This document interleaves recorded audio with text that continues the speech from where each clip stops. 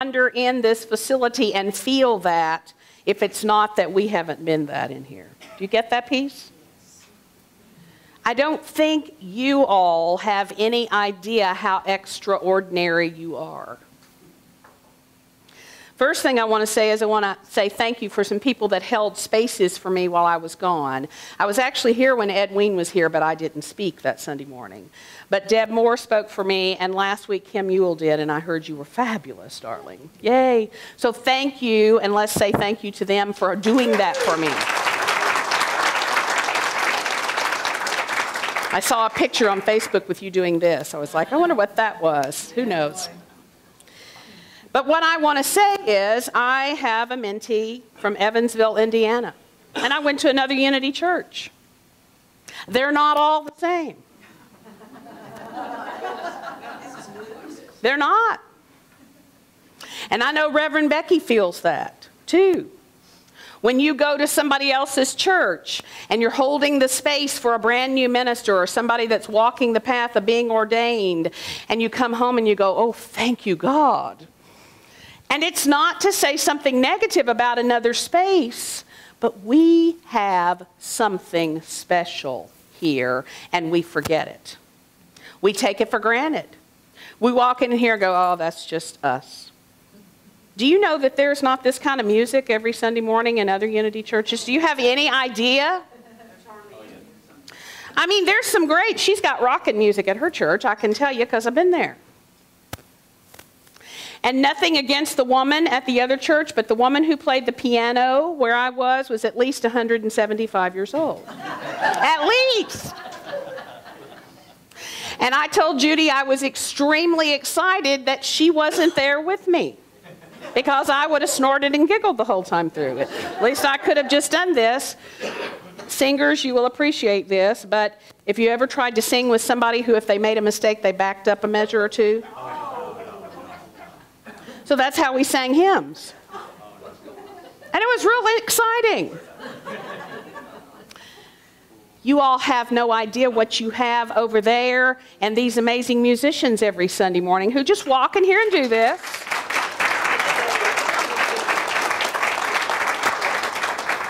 And our praise and worship team who stands up here and leads you. We are extraordinary here, and we forget it. We need to begin to say thank you. And so we started this year talking about our dreams. He sang about dreams. And all I did in the beginning was ask you, what would you love? If there were no limitations, no restrictions, no nothing to go, well, blah, blah, blah. My mama didn't love me when I was little, so I can't have that. Or I don't have enough money, or I'm too old, or I'm too young, or I don't have enough degrees, or I don't. All that's off the table. What would you love? And then we looked at those areas. We said, if I could have the health that I want, the wellness that I want, what would I love? Oh, I have blah, blah, blah, blah, blah. Take that off the table. I didn't ask you what you had. I didn't ask you what the doctors say about you. I said, what kind of health would you love? We've talked about relationships. I've had people say, well, you know, nobody loves me. What would you love? Would you like to have somebody who loves you?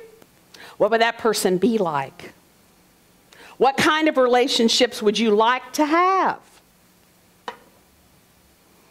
What kind of time and money freedom would you like to have? There's probably not a month that goes by that I don't talk about meditation, and there's not a month that goes by that I don't have somebody in a counseling session or a coaching session that tells me I don't have time to meditate. But what would you love? What would you love? There's not a week that goes by that somebody doesn't say, I don't have enough money to do that. One of the things I try to help people say or do is, I'm not choosing to do that in this moment. Because if I put out there, I don't have enough money to do that, you know what the universe says? All righty, okay. You don't have enough money to do that. And then you're never going to have enough money to do that. What would you love? Your purpose. What it is you're doing day in and day out. I have people that tell me, I'm retired, I don't have to have a purpose. What do you want to do with your life? You just want to sit and rot for the next 20 years? What do you want to do? What are you here about? What's exciting to you? What would you love? And then over the course of this year, I've had people say, why are we talking about this? What does this have to do with unity? Everything. Everything. Because the unity way of life, and if you become a member of our church, you go through a long gyration of all the principles. There's 5 basic unity principles. There are 170 some odd principles that Charles Fillmore actually wrote. But we don't ask you to memorize all those. But there's 5 basic ones in the midst of all that. And when I teach the class, I boil it down to 5 or 6 little words that I throw out on a chart in the floor. And I say it's about 1, divine, thought, pray, meditate, and act. That's all it's about. That's all it was. That's all Myrtle did. That's all Charles did, is begin to have one divine thought after another divine thought, and they spent time in the silence, and then they took action. There's the deal, isn't it? Isn't it? And so what did that really look like?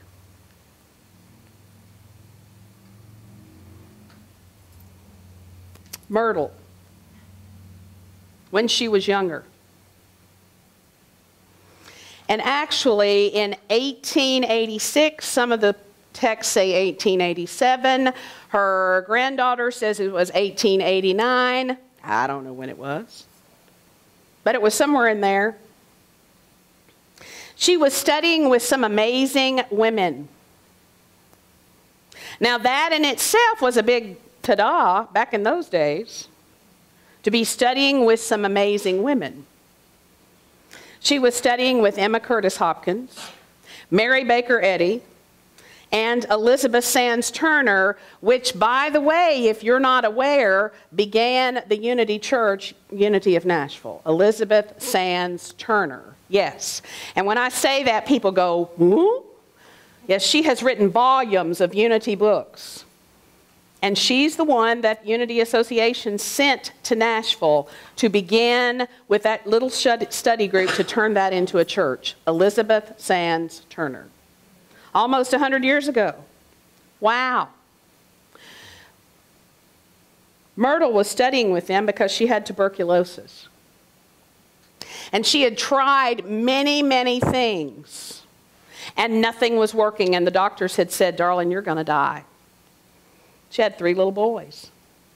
I doubt very seriously she wanted to die.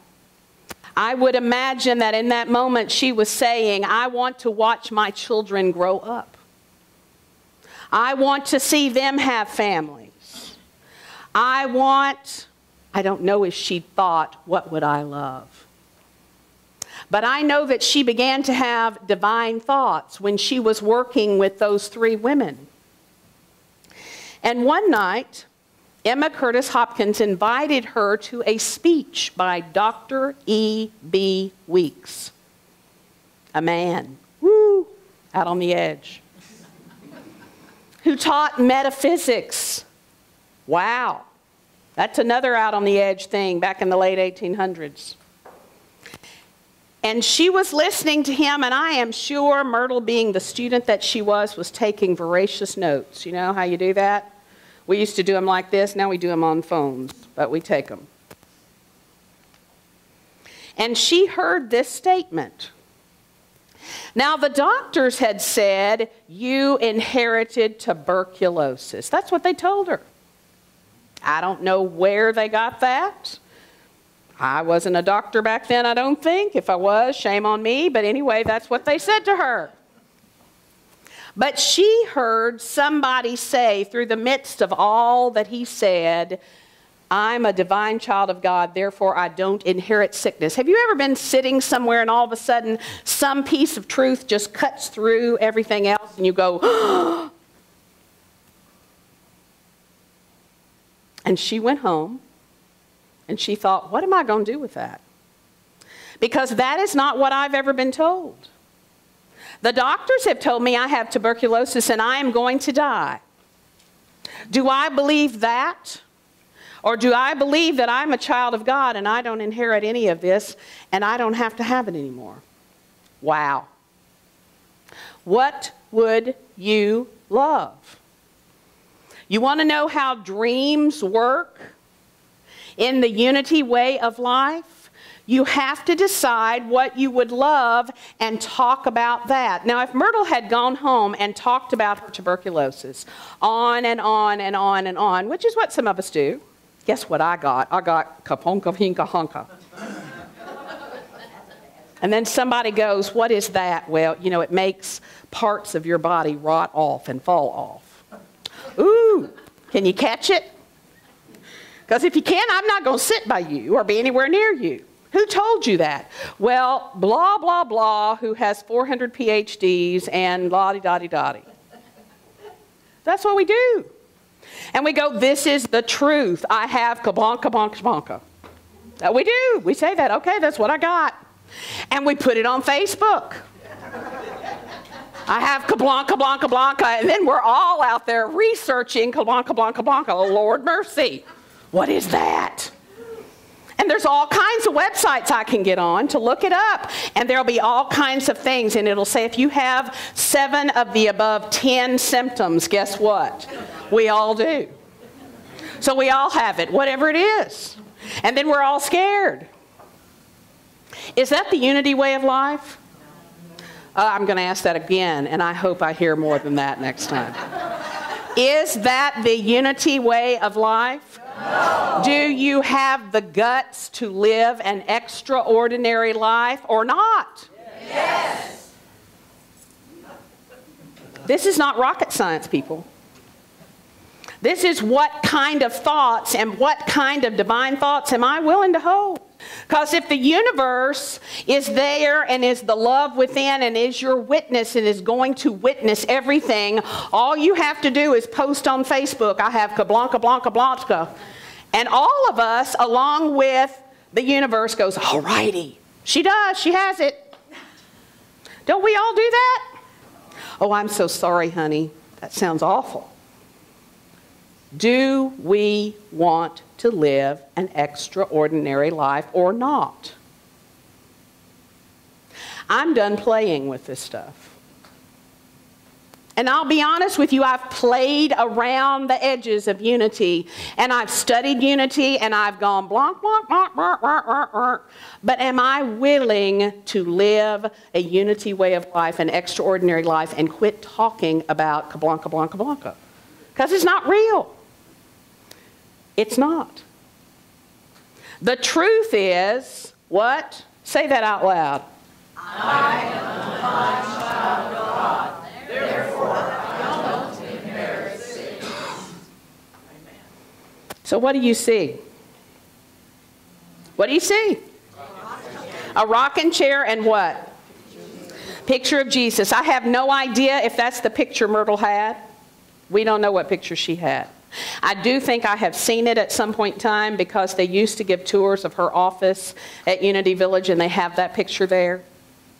So what Myrtle did is she tried to talk to Charles when she came home and he thought she was a crazy loon. It's okay. And she went, well, you know, I don't care. I am going to do what they told me to do. I'm going to sit in the silence every day in my rocking chair, and I'm going to put a chair in front of me and a picture of Jesus, and I'm going to affirm I am a divine child of God and I don't inherit sickness. And the truth about me is, and then she would go through her body, every organ, every cell, every bloodstream, every respiratory system, everything, and she would send it love. Didn't matter what the doctor said, didn't matter what anybody else said, she sent it love. Now there's another issue in Unity history. I've read 6 different books and I've got 6 different years. Becky knows how that works too. One of them said it took her 2 years. One of them the other day said it took her 7 years. I don't know how long it took her, but that's our second issue of not being extraordinary. We might go sit in a rocking chair or a chair and hold a picture of Jesus and go, okay, listen here. You got one shot at this, bud. One shot. I'm a divine child of God and I don't inherit sickness. Do something now. Who are we putting the power in? The picture of Jesus or something outside ourselves? I didn't say that she looked at the picture of Jesus and told Jesus to do something about it. I said she kept affirming what was true about her over and over and over. It was a practice she did every day for several years. And guess what? She healed herself. Do you not think that people all of a sudden started flooding her house? Going, what are you doing? I heard you healed of tuberculosis. What are you doing? She could have said, I decided to live an extraordinary life. I decided not to be one of the pack. Are you ready to leave the pack behind? Yes. I had 2 yeses.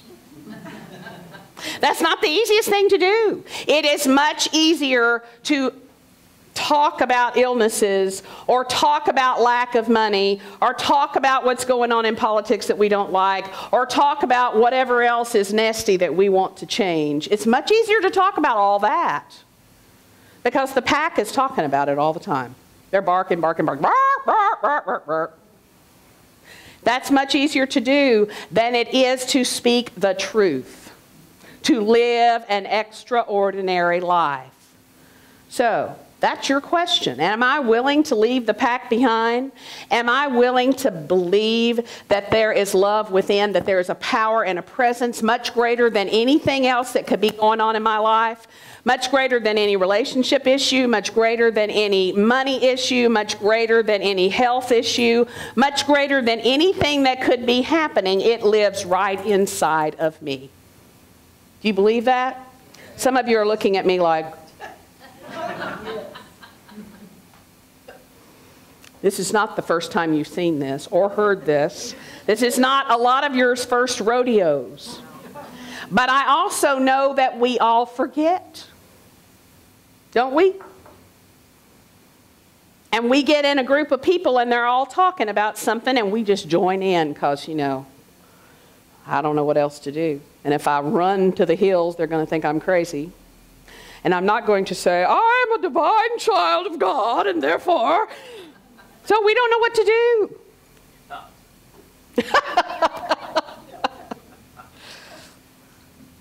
That you'll have to figure out for yourself.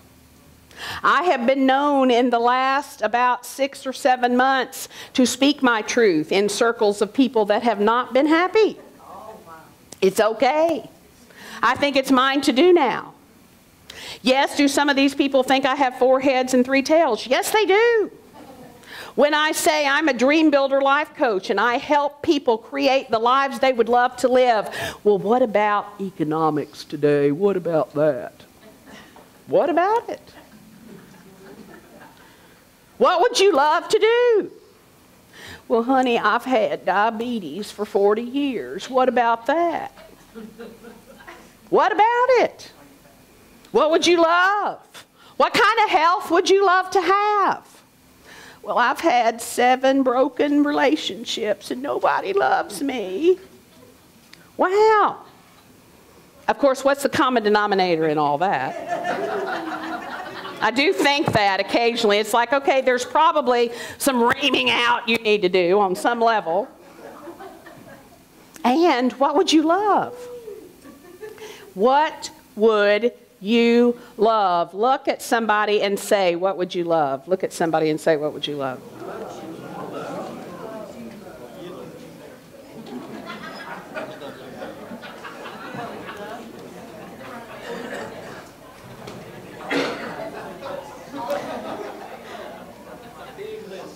A great big list, and see, that's exciting.